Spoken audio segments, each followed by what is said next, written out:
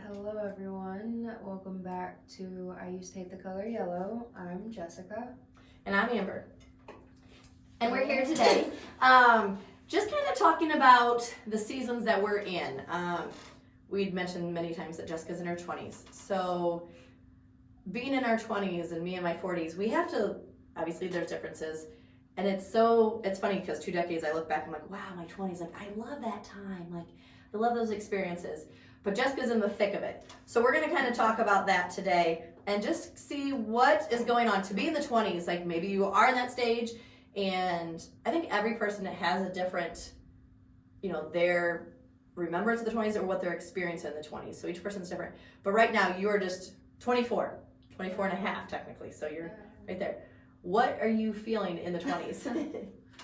Well, it's just very confusing because I feel like I know I'm in, I guess, close to mid-20s now, but early 20s, like, I was crazy. Like, it wasn't, like, yes, the party life, but, like, obviously I was way more, like, more into just party life. Right. But I feel like, before I was even 21, I could go to bars. Yeah. So it's like, I lived all of that so fast that like now I don't have any interest in going out, but I understand that's also with like maturing and like my beliefs and things like that. Right. So I don't really tend to drink, but it's like I don't have that desire to really do it anymore. Right. And you've mentioned before too that you know that you're that extreme person. So if you give a little, it'll go a lot. So you are restraining yourself from going out, and you'll have like maybe a little bit to drink here and there with friends and socially, but nothing like, because I'm thinking back to my 20s, like 24, like that's something like every weekend. Like we would be out with friends or a group, or there'd be some sort of event going on, and that point it kind of centered around an event, which included drinking. If we were out boating on the river or a cookout or a ball game or whatever it was, it included that. So you're not really at that stage. You're kind of over that because you lived that and you're like, I'm good now. Yeah, and it started when I was like 19. Right. So that's like the other issue. So from 19 to like 21 was the fast and hard. Yes, very much so. And it was a lot at once. And but I guess why I'm so confused now is because I don't know. I really don't know. It's like hard because I was at work today and somebody was asking me like why I was back, and at this point back to I think Central Illinois. Right. I think at this point we've said like I came back for health reasons. I think we briefly mentioned that. Yeah. So just trying to figure out what's wrong, and I was just thinking, like, we were talking about it, and I was like, yeah, I'm in Illinois right now. All my stuff is in Colorado. Mm-hmm. It's just a very awkward situation, because in, like, my manic stage, I was like, I could really just stop what I'm doing and just go. Right.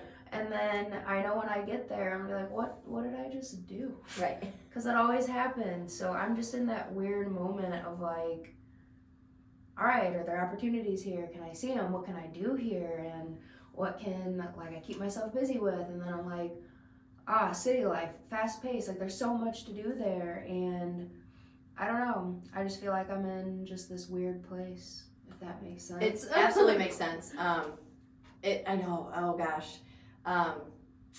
Yeah, so many thoughts were going through as you were talking. I'm like, I remember my 20s. So I think, like, a little bit of you is, I'm thinking of some people in their 20s, they have their life situation. You have classmates, kids that graduate below you that are already married, that have children, they're stable, they think, well, I'm doing this adulting and this is what, but then there's you where it's like, okay, I have an idea of what I want. You've dabbled in different jobs. I wouldn't even say careers necessarily. Would you disagree?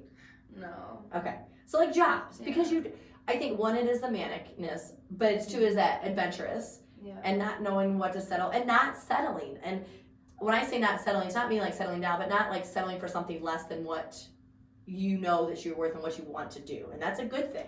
Yeah, and that's especially like with like family and relationships. Like I'm very much so at the point where I like have no interest because I know how sporadic and how much I like hopping around. Right. Like that doesn't interest me, and a couple of like bad relationships and stuff. Yeah, that did it too. But I don't know, it's just very weird for me because I'm happy. Like I genuinely am happy. It's just this weird thing of like, what am I doing? Yeah. Right? Like, what am I doing? Yeah. So I'll share a little bit. So my 20s, I know I mentioned this in your class, sort of. Again, you were in my classes earlier. Anyway, so I started out with a Fortune 500 company working there. And in the meantime, I hated what I was doing, and I started looking into colleges to get my master's in teaching because I realized everything I'd done in teacher mentoring role. So here I was, 23. I just turned 23. And I was in a serious relationship at the time. And we had been together for quite a while, and we talked about marriage. And this was not Doug at this point. And so we talked about marriage and never really thought I had a very good relationship. And I question now, like, why did God bring that person to my life? Because what ended up happening was, out of nowhere, he came over to my apartment and was like, you know what? We just need to break up. And I'm like, what? Like, I had just signed a lease up in the suburbs, and I had a job that I had situated, and this was, I just blindsided because everything I had planned on kind of included him, and I didn't know what to do. Mind you, this was the day before the real September 11th, so I'm like, what is going on? And like, I remember Penny called me, and I was like, I called into work that day. I was like miserable. I cried all night long, and she's like, have you turned on the TV? I'm like, no, why? What's the matter? I don't care. My life, I thought at 23, you think my life is ending, and she's like, we're under attack. I'm like, what? So I remember September 11th, but it was just crazy. So by the time, so that was September 11th, September 10th, now it's September 10th. By the end of that month, I had broken my lease and moved back to Central Illinois with my grandma in Fairbury because I'm like, why stay up here? There's nothing to be up here. And it's kind of like where I was with you, like where you're at in a way. It's like you have your friends, but your friends are all starting to get their own lives. Where, when you're younger, you either are roommates with them, or like when I was in college, like we had shared a dorm. And so now you're all kind of starting to like separate a little bit because you all are working. So you don't have that freedom as much, and you have to like coordinate work schedules, maybe. At least that's how it was for me. And so it was where you started to have to put effort and plan to meet with those friends. Yeah. Are you at that point kind of now? Oh yeah, for sure. Yeah. And so I just remember asking myself at 23, I remember thinking like, what is going on with my life? I am in Fairbury, Illinois, at 23. And here I was just like working in the suburbs. And in the meantime job that I had liked since I quit the one that was horrible, like I just hated it. Yeah. And I remember thinking like, I used to be stuck in traffic for an hour and a half. Now I'm stuck in traffic behind a combine on a country road. Like, what is going on? And I questioned that, and I felt like a failure. I felt like I had failed because people were like, oh, what are you doing home? Like, oh, well, it wasn't just a matter of being broken up, but it was like, oh, I switched. I went and got my degree in marketing, but now I'm going to be a teacher. Yeah. And they're like, what? You're living in Chicago suburbs. And I'm like, yeah, but the happiness. And so anyway, I see where I was in that big in-between stage for like 2 years of, I don't know what I was really doing. Like I had my friends, but I was living with my grandma and, going out and kind of doing like I did on the weekends. Like, what do you do? Well, we went to, social gatherings of some sort. And that's just what we did. I didn't really have a purpose. And I wish now I would have, everything has a plan, but like I didn't really invest my time wisely on different things that I probably could have done to better myself. I don't know, but I remember that stage of like, yes, what am I doing? I'm definitely in this, I picture it as an empty space of like floating around, not really with a direction of what I'm doing. Yeah, and the other issue that I have with myself is that I've done like two big things that I could have gone into, made careers. Right. I had kind of attempted with both. Well, I was offered like a very good salary in Houston for a management position. In the restaurant business, right? Yeah. Okay, yeah. Yes. And I got it, and I had it, and then like when I had it, like other stuff was going on, but I was like, this is not, I have to commit to this. Like this is not what I want to commit to for the rest of my life. So then like that also scared me away. And then in marketing, like this past year, like I started going into it, I saw like how much you could make, And I was like, all right. And then I started doing it, and I was like, It's not fulfilling. I'm not gonna do this forever. So that's like, the issue is I have I have 2 things that I can do and make a good bit of money. Right. I could, but I don't want to do Right. either of them. So that's what's confusing, because I have these arguments with myself, like, you could like be financially well off. Why don't you just pick one? Yeah. And then the other part of me is like, no, like, then what? Right. Then it's just going to be that every single day. And I realize that's a normal thing and everyone does that. But I would say, and I think a lot of the listeners will go with this, is like, if they could go back into their 20s, for those of us that are older, and if they just settled on a job, they're not going to be content. You're not going to live a fulfilling life. Same thing, like, I left marketing. I could have waited that out at that one job for my company, because I eventually wanted to be in the promotions department or recruiting or something like that. And I could have waited, but I'm like, I don't want to. And I just did not like it. And then the meantime job and the in-between job, while I was getting my master's, and I was still living up there for that time being, for like 9 months that I had this job, I really liked it, and it had a lot of growth potential. And again, income. But I'm like, I went and chose something that, like, I knew it would fulfill what I enjoyed. And I guess, what I truly think is like my calling. Like, I've had a lot of people say that, like, I feel like this is God's calling to me. And people say teachers make very poor money, like, what are you doing? And like, you have to remember, we have summers off, and we do it because we want to.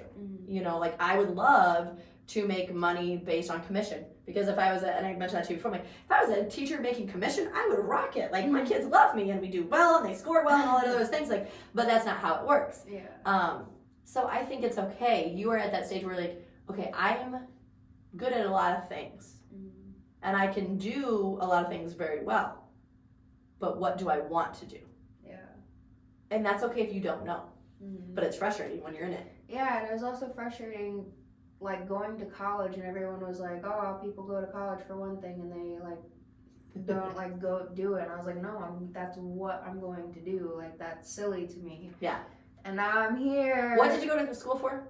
It was for ministry and music. Okay. Like, when I was 19, I was an ordained minister and married So you one can of marry my people. friends. Ooh, fun. Yeah. Are you ordained in the state of Illinois? Yeah. Oh, look at that. Anybody that needs somebody to marry Well, them. technically I can do it wherever, because it was in Oklahoma, but then, like, I registered in Illinois. Oh, perfect. There we go. There you go. There's your side gig. Yeah. So, I don't know. And, like, I've done things with music, and I love music. Right. But I don't know. Like, what happened with music is, like, I went so hard at that, and it worked well for me for a good bit, but then got into a relationship, blah, blah, blah. Yeah.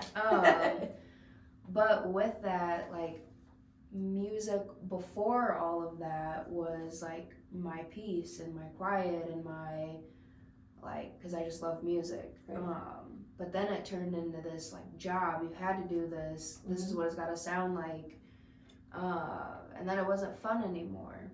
And then all the corrections that needed to be made, I was like, this doesn't even sound like what I wanted. Right. So you need to be in control of that. Well, like your music, in a good way, and let it be you. Well, yeah, and the guy who did it is a really good friend. It was more like, I asked him, like, advice for, like, at the time, what sounds good now. Oh. And, like, that's what he was doing. And then in my head it was confused, because I wanted to go a million different ways, and he was trying to contain that. Right. So that was the issue, is that I guess whenever, I've said it before, whenever I feel suffocated or contained in something, like, that's when I just start losing it. Right. Like, today at work, I love my job. I love serving. I've always loved being a waitress. But it was very slow, so I was standing there, and I was looking around, and again, in my head, I was like, I have an apartment in Colorado, I am in central Illinois, and I'm a waitress again. And I was just looking around, and I was like, how did I get here? Yeah, I was like, when I graduated, like, asked me when I was 17 if I thought 7 years, it would have been one of those moments where I laughed at them.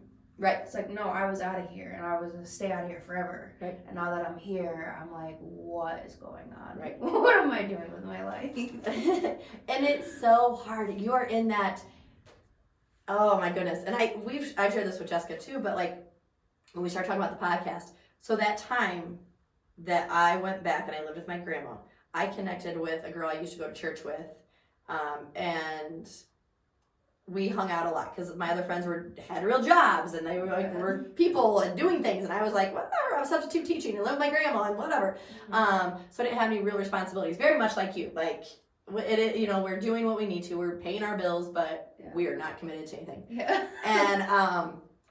And through it was my friend Trisha, and I kind of talked to her, and she eventually became a teacher. She chose the same path, and her now husband did the same thing. And the job that I'm at, the job that I currently at, where I was able to kind of step away and not be so hyper involved in my hometown, like where I live, school, is because of Trisha and Josh. Like I had that connection with them, and I was in awe with you. And I'm somebody that did not grow up in the faith, and I would have been like, wow, that's such crazy fate, and look at that, like life's paths, and like what a weird coincidence. But I look back now and I'm like, oh my goodness gracious, like God has made that work and put that in play all the way back to 2001, because I feel like if I wasn't there, and I wouldn't be at this job right now. Yeah. And so, and like that breakup caused me, and that breakup also helped me because through college and high school, like especially I could say like in college, I guess there was a relationship that was not very healthy for me. And that person that broke up with me in September was like, do me one thing, because we remained friends and everything. But he's like, just do me one thing. Don't ever go back to that bad relationship. And because he knew that person was back here in Central Illinois. I'm like, I promise. Like, I've seen what a good relationship can be. So I think that was kind of a healing way to show me that there are good, solid relationships out there, which eventually then, 6 months after I moved back here, after all that craziness, I met Doug. And again, we knew each other in high school. And I always told my students, like, if Doug and I would have dated in high school, I don't think we would have been married. Yeah. Like, I wanted to date Doug in high school. Like, I thought I had the biggest crush on him because he went to, like, it was for playing again. I was in Panic, so we saw each other, but we just never did. So I look now, like, God was setting up all those pieces. And I could look back now and see all those pieces that were put together that it got me here. So you're at that point where, like, I feel like you're just getting the border of the puzzle. Like, I'm gonna cry. I have to marry someone here. I'm telling you right now. I'm serious. I'm sorry to all the guys if you're listening to this from school or whatever. You guys are great. But you don't want to marry him. Just, yeah. Okay, so at your wedding, I will be invited, and I'm going to pull this excerpt at your wedding. You're going to marry somebody from local. Like, do you remember when you're like, don't ever let me marry somebody from Central Illinois? I'm like, well, here we are, yeah. 2 years later. Oh my goodness gracious. So... It's okay. It's not necessarily like the guys fully, but I know what it's like through other people to live the farmer's wife life.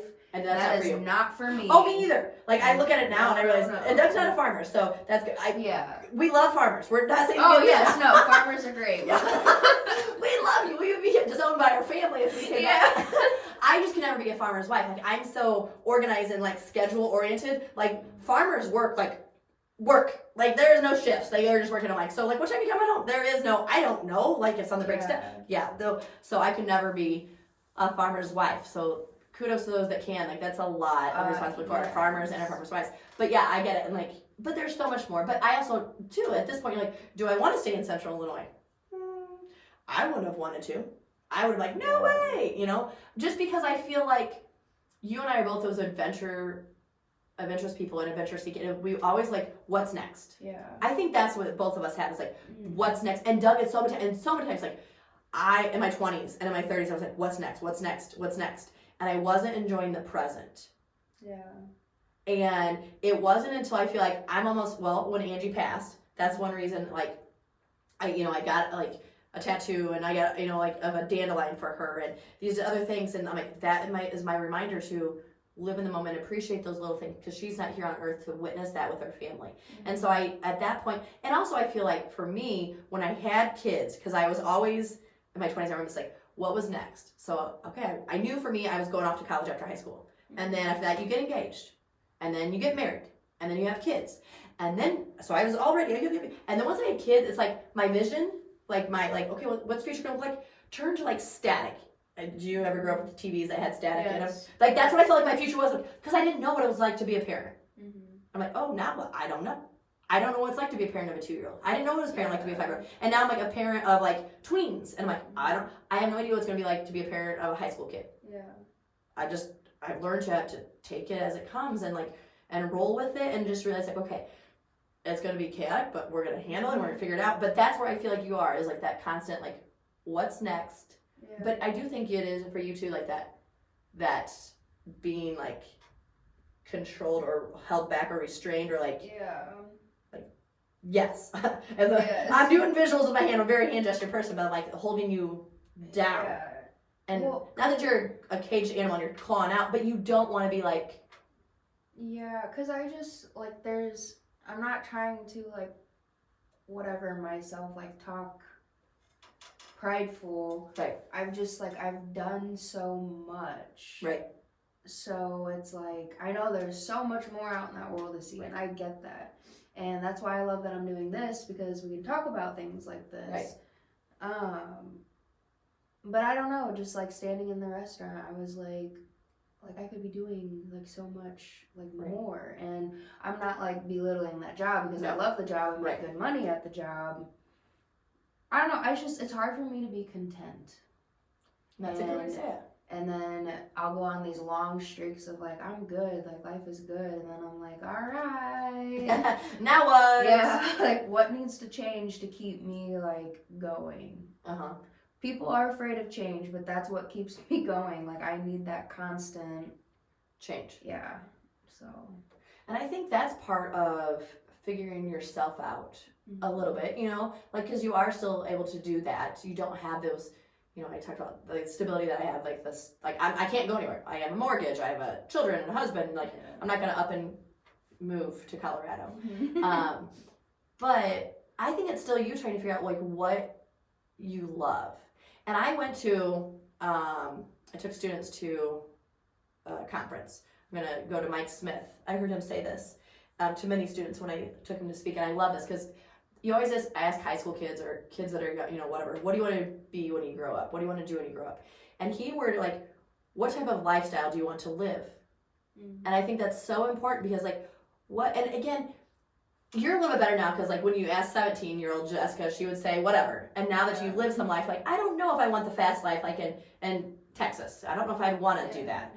But like what type of lifestyle do you want? But I also think it changes when you have a family.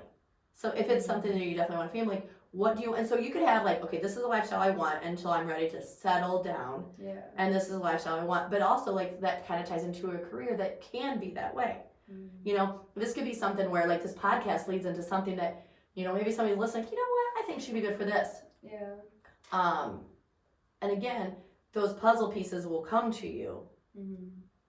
It's just, now it's like that, yeah. Why? What is going on? I wonder with the viewers, like the listeners, how many times have we been content with life? And is being content the same thing as settling? Yeah, because like I joke with my mom, I love being like the fun, crazy aunt. Yep. Like the only one on my stepdad's side, like I'm the only one that's single, no kids. Yep. And I love it. Like I love going in there. I love everybody's being, like, yeah, yes, I love being the one like it's pitch black out. Everyone's like talking with each other, like all the adults. Taking the kids and go around and making a big leaf pile. Yeah. Like, I love that. And so, but I know that, like, I joke with my mom and she's like, you can't just want that your whole life. Like, just being, like, the crazy fun aunt or whatever. And I keep joking, like, maybe this is just what I'm supposed to be, the crazy fun aunt. Yeah. You know, I'm going to say this, and I know it's not necessarily with the 20s, but it kind of is. I have a friend from high school, and she had talked about this. She's been with her significant other for, oh my gosh, they have been together since Doug and I started dating. So we've been married for 20-some years. So, well, since 2002. Doug and I have been together, so 20 years. So Lori and Brian have been together at the same time. And they decide not to get married, but they live together and they don't have children. And Lori's like, you know what, I just assumed that I had to have kids. And I'm not saying this whether you want to or not, but like I think this is for women too. We have this pressure or this like societal, like not necessarily spoken of, but like, okay, what's your job? You're gonna become a mom. And if you realize, like, you know what, like, not that you don't want to, but like if you just want to be the aunt and you decide, you know what, maybe my own kids isn't for me, that's okay. And because Lori's like, I don't know, and her mom's like, well, I never really saw you having kids anyway. She's like, wait, that's an option? Like, I don't have to? Oh, and it's like, I remember her telling me that, like, oh yeah, like, you don't have to. Because I'm sure she still gets asked to say, like, oh, are you gonna, well, maybe not, because we're in our 40s, mid-40s now. But, like, you know, are you ever gonna have kids? Are you gonna have kids? And so finally she's like, no, I like the lifestyle that I have. Yeah. So I feel like so many times that we feel like that, and we don't have to fit the box or the mold that people put on us. You get to be yourself. So I know you talk about kids and eventually wanting to do that, but if you want to be like crazy fun aunt, that's okay too. Like I have a crazy fun aunt that, you know, Aunt CJ and Aunt Debbie, like they don't have their own kids and we love them. Yeah. I'm still like, yes. Yeah. So I don't know. It's very back and forth. That's how you can tell that I'm like not definitive on my just anything, because then another day I'll be like, oh, it'd be so cool to just have one little mini me, that'd be awesome. And then like going to my sister's and her youngest crying, I'm like, all right, just kidding. People could attest too, like I was always like, oh my gosh, I don't want kids, like there's so much work. And I knew eventually I always wanted children, but I said it so much. I think probably even till 6 months before I had Dylan, you know, or not when I was pregnant, but like 6 months before I got pregnant with Dylan. Like I'm like, I don't want kids. Like I knew I did, but I just also knew the same thing, like, oh my gosh, like, whew, that is a life-changing thing, like, good and bad. Like, you know, it definitely has its moments, but I wouldn't take it away. But yeah, it's a lot, especially when you're in your 20s, like, nope, not ready for that responsibility, and that's okay. Yeah. You know, like, we don't have to. No, but I think you're still figuring it out, and that's okay. That content, I think we need to find peace. Look at the wise 40-year-old Amber saying stuff, and the 20-year-old Amber like, nope, not having it. But I think we need to find peace in that contentment for a while. And just being. Just let it be. I'm laughing because there's no way I would listen to myself. Anyone that knows me, like, what are you talking about? That is not you. But I think, you know, that is like be able to reflect. Let me just talk, like not be what I'm saying. But just reflect and be like, you know what? It's okay to just be. And in a way, I'm kind of like in between right now too. Like it's a new job. We're starting this podcast. It's like, what is next? Like I am like, what is next? Like I changed jobs. So what is this new job going to lead to? And what am I going to be teaching next year? And like, and all this, and like all the new relationships that I'll build there. And so that's all like what it's all kind of new. And then like this, like what will this lead to? And I think that is like, okay, what? It just, but it's also that excitement for me to look back, like for you to like, you can still, it could be anything. Well, yeah, and that part's exciting, but I don't know. It's just like moments. Like each place that I've been in, like when I was in like Oklahoma in college, I was like, why am I here? Like, cause I don't know. It's the more that I experience. Yep. Like, cause Oklahoma was bigger than where I'm from in Illinois, and then Houston bigger than that, and then Colorado wasn't bigger, but it was a whole new world. I mean, there's mountains. Yeah. And for those that don't know Central Illinois, it's like you can see literally for like 40 miles straight because it's so flat where we're at. Like, I mean, as far as I can see, it is flat. Yeah. You probably can't see 40 miles because I can't see that long. I don't know, some science person will tell me, like, that's dumb statement. You can't do that. But, I mean, we could see, like, the wind turbine lights all the way to Odell, and that's a far ways away, so. Right. Yeah. So, yeah. It's just, like, going to the mountains, that's so cool. And then every day I was there, I was like, mountains. And then now that I'm away from them, I'm like, I kind of miss driving around and seeing the mountains. Like, that was pretty cool. Like, I don't know. I just got to learn to be content and be still, but it's very hard for me. It's very hard. Yes. And I think that's just a growing thing. And there's people that, like, at all ages that struggle with that. But I think if anybody that is older would say our wisdom will kind of come to like our wise words is, one, don't settle, which you're not. You know, like you're here and it's a transition. And in every transition, there's an opportunity to grow with that. So you're getting the skills and the experience and the relationships, and paths are crossing for a purpose. So just know that for some reason you're in this stage, and the cool thing is you'll eventually find out why. But it's that moment, you're just like, okay, so what is it? Like, how long do I have to wait? You know? But I think all of us that are older, like, you know what, never settle. Content is okay, but don't let your life be content. Yeah. And I'm looking at content as like, I look at content like, it's okay. It's not good or bad. It's just okay. And I wouldn't want an okay life. That's what when I look at content, I think that way. Like, I'm content with my life, but I want to be happy. Yeah. And satisfied, and like beyond satisfied. So all those adjectives of things. But yeah, 20s are tough. So anybody that has advice for Jessica as she's in the mid-20s, what to do, and what are some experiences you had, and lessons learned, and wisdom, and when you're in those middle transition periods, how to handle that. And if you're 20, let me know if you hate it too. Yes, if you hate it too. So, maybe one episode we'll have to talk about the 40s. What is good and bad about the 40s? I'll tell you from my perspective of what I've seen. Yes, Jessica, from a 20-year-old, 40s should be like this. And that's what we have. So,